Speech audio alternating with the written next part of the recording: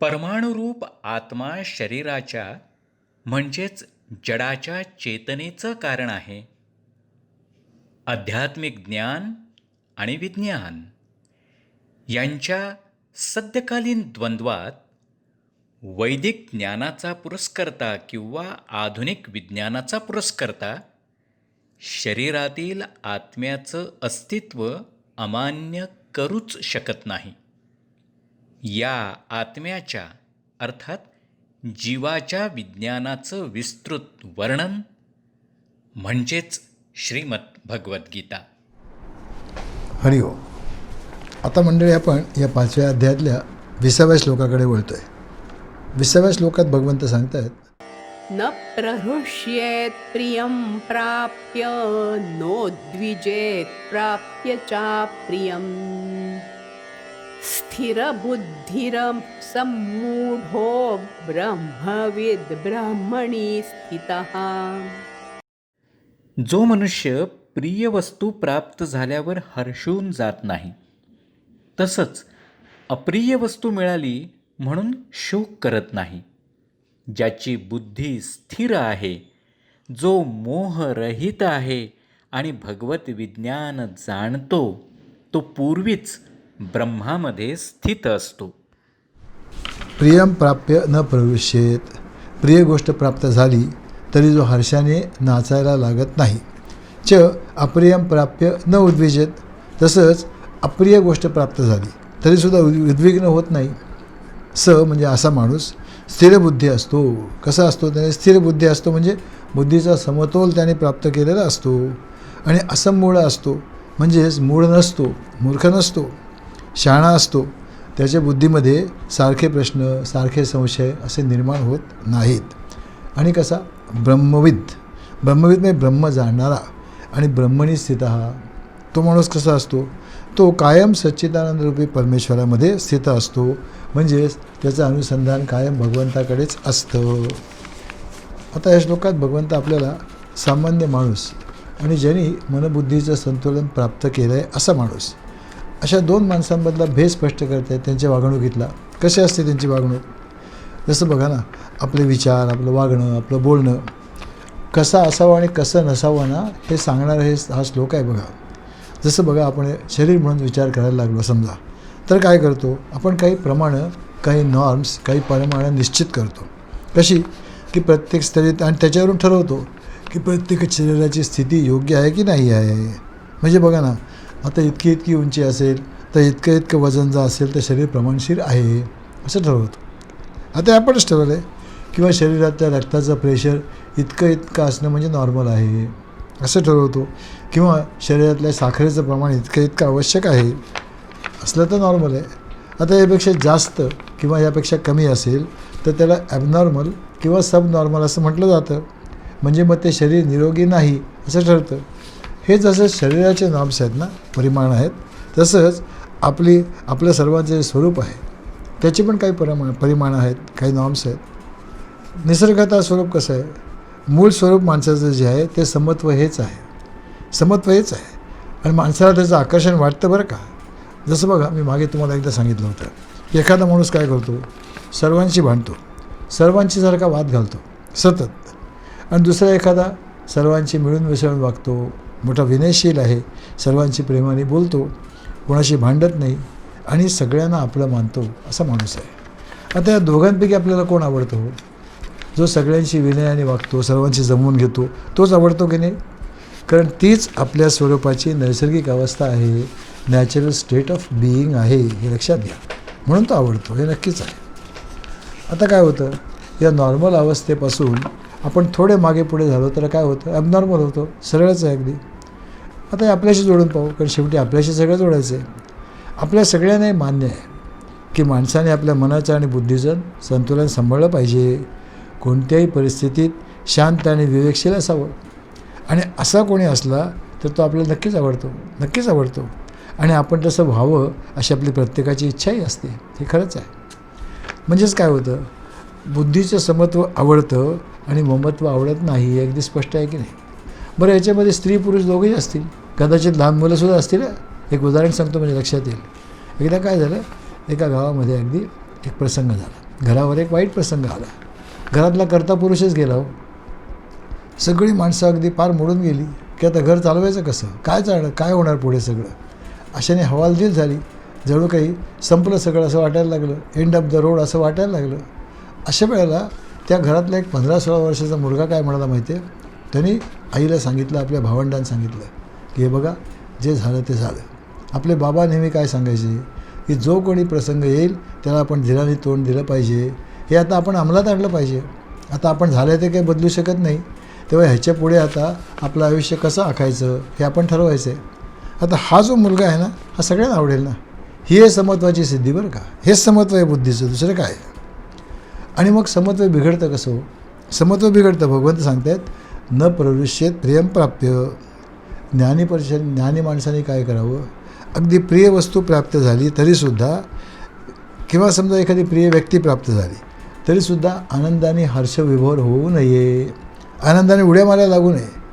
आपल्या विवेक आणि त्यामुळे काय होतं, विवेक सुटतो आणि बुद्धीचं संतुलन बिघडतं. कित्येक वेळा बघा ना, लग्नाच्या वरातीमध्ये लोक इतके बेभान होऊन नाचतात की त्यांच्या लक्षातच येत नाही की आपल्या वागण्यामुळे इतरांना त्रास होतो आहे, आजूबाजूच्या लोकांची झोपमोड होते, असं त्यांना वाटतच नाही. कारण का बरं? कारण ते लक्षात येत नाही. अहो, कित्येक वेळा तर केवळ कल्पनेमुळे सुद्धा माणसाला हर्षवायू होतो बरं का, कल्पनेमुळे सुद्धा. आणि मी आठवत असेल आपल्याला, मागे मी एकदा गोष्ट सांगितली होती. काय झालं, एकदा एक माणूस रस्त्याने चालला होता. चालता चालता त्याचा एक मित्र भेटला वाटेमध्ये. खूप दिवसांनी गाठ पडली होती, म्हणून मग त्याने काय केलं, जवळचं एक हॉटेल बघितलं, तिथे दोघंजणं चहा घेत बोलायला लागले. आता जो मित्र होता तो प्रसन्न होता, पण जो माणूस चालत होता रस्त्याने पहिल्यांदा, तो जरा खूप असं विचित्र वागत होता, जरा बावरल्यासारखा वाटत होता, थोडा घाबरल्यासारखा वाटत होता. म्हणून मग त्या भेटलेल्या मित्राने विचारलं, अरे मित्रा, काय कसा आहेस तू? तर मला, मी छान आहे, काय झालं त्याला? मग तो असा अस्वस्थ का दिसतोयस मला, काय झालं आहे, काही वाईट घडलं आहे का? तो म्हणाला, नाही रे, मला लॉटरी लागली. लॉटरी लागली? कितीची? अरे म्हटलं, तुझा विश्वास बसणार नाही, पण मला 2 कोटीची लॉटरी लागली रे. अरे मग म्हटलं, वेड्या, तू आनंदी असायला पाहिजेस ना, काय तिकीट हरवलं का? नाही म्हटलं, तिकीट पण आहे. मग एवढा घाबरतो कशाला, काय झालं, एवढं अस्वस्थ कशाला, तू आनंदी असलं पाहिजेस. तुम्हाला, अरे बाबा, तुला माहिती आहे माझी बायको कशी आहे, तुला माहिती आहे, ती अत्यंत पैशाची लोभी आहे, आणि दुसरं म्हणजे ती हार्ट पेशंट आहे. हे जर तिला समजलं ना की आम्हाला 2 कोटी रुपयाची लॉटरी लागली तर काय होईल असं मला वाटतं आहे रे, भीती वाटते काय होईल त्याची. आणि म्हणून मी अस्वस्थ आहे, तिला कसं सांगायचं, हा माझ्यापुढे मोठा प्रश्न आहे. मित्र म्हणाला, एवढंच ना, त्यात काय मोठं आहे, मी सांगतो वहिनीला, तू काही काळजी करू नको, जरा वेळ बाहेर जाऊन ये, मी आता घरी जातो तुझ्या, आणि वहिनीला सगळं सांभाळून सांगतो. ठीक आहे म्हणून, हरकत नाही, बघ प्रयत्न करून, पण जपून. नाही म्हटलं, अगदी जपून सांगतो, काळजी नको करू. झालं, हे भाऊजी गेले घरी. आता साहजिकच आगत स्वागत झालं, चहा पाणी झालं, आणि मग हळूच भाऊजीने विषय काढला. भाऊजी म्हणाले, वहिनी, मला एक सांगा, तुम्हाला एक लॉटरी बिटरी लागली तर काय होईल, भरपूर पैसे मिळाले तर? ती म्हणाली, अहो काय भाऊजी, काय सांगताय, आमचे हे ना दर महिन्याला 100 रुपयाची तिकीटं घेतात, आजपर्यंत 1 पैसासुद्धा कधी लागला नाही हो, कशाला उगाच मनोरंजन करायची आपण. नाही पण म्हटलं, तुम्हाला समजा सहज अगदी 1 कोटी 2 कोटीची लॉटरी लागली तर काय होईल?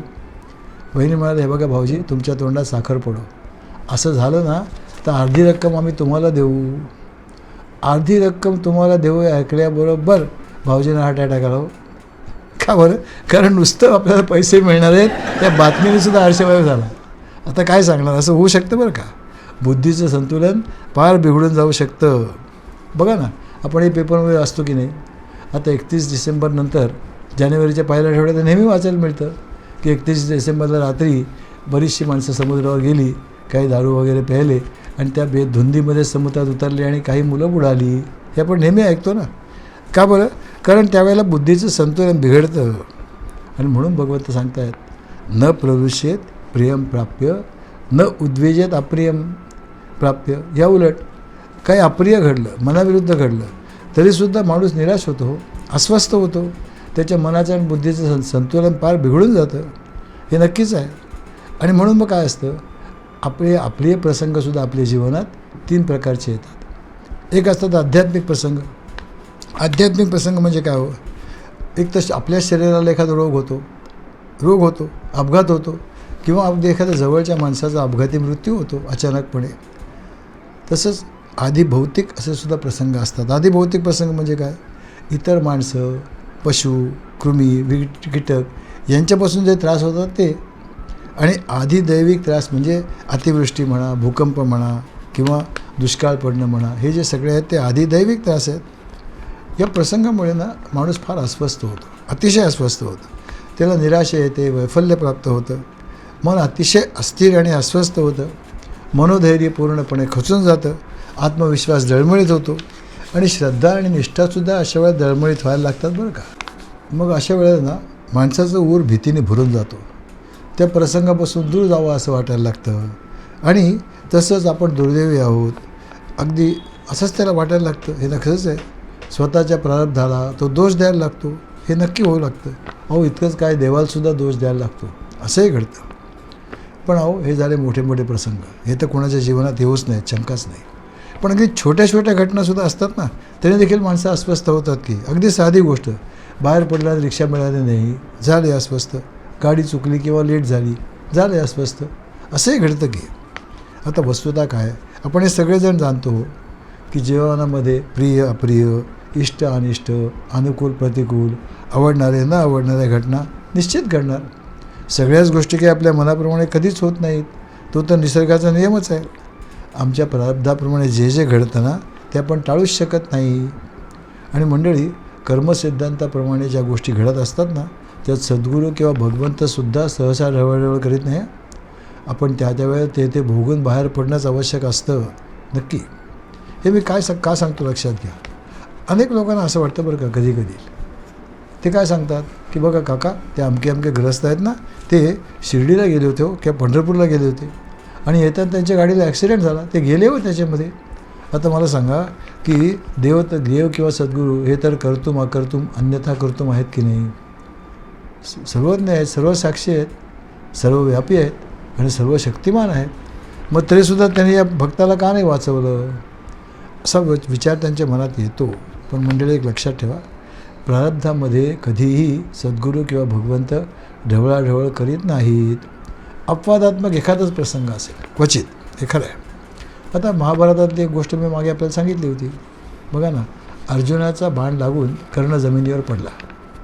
काय केलं गोपालकृष्णाने? ते चटकन रथावरून उतरले, धावत त्याच्यापाशी गेले आणि कर्णाचं डोकं मांडीवर घेतलं. ते काय म्हणाले कर्णाला? ते म्हणाले, कर्णा, तुम्हाला अतिशय प्रिय आहेस, मी तुझ्यासाठी काय करू सांग मला. कर्ण हसला. तो काय म्हणाला की भगवान, तुम्ही माझ्यासाठी काही करणार नाही, कारण मी आत्ता जे काही भोगतो आहे ना ही माझ्याच कर्माची फळं आहेत आणि कर्मसिद्धांत तुम्हीच निर्माण केलं आहे, तेव्हा तुम्ही ते नक्कीच त्यात बदल करणार नाही, यात शंकाच नाही. त्यामुळे मग काय होतं, भगवंतानी काही केलं नाही आणि खरोखरच कर्णाने त्यांच्या मांडीवरच देहत्याग केला ना, हे सत्य आहे. मग आता ह्यातून आपण काय शिकायचं? मंडळी, आपण असं शिकायचं की विचार केला पाहिजे. हे विश्व त्याच्या नियमाप्रमाणे चालणार, आपण त्यात काही करू शकत नाही हो. आणि आपलं जीवनसुद्धा त्याच नियमाने चालणार आहे. नक्की. माझ्या जीवनाचा नियंता मी नाही आहे. कोण आहे? सर्वांपेक्षा श्रेष्ठ जो असलेला भगवंत, तो नियंता आहे. मी त्याच्या हातातला केवळ कळसूत्री बाहुला आहे. जे होईल ते पाहावे एवढंच माझ्या हातात आहे, दुसरं काय आहे? मग आम्ही काय निराश होऊन बसायचं का? हातावर हात ठेवून स्वस्थ बसायचं? नक्कीच नाही मंडळी. तो पुरुषार्थ नाही. जो प्रसंग येईल त्याला धैर्याने आणि शांतपणे तोंड दिलंच पाहिजे, त्यात शंकाच नाही.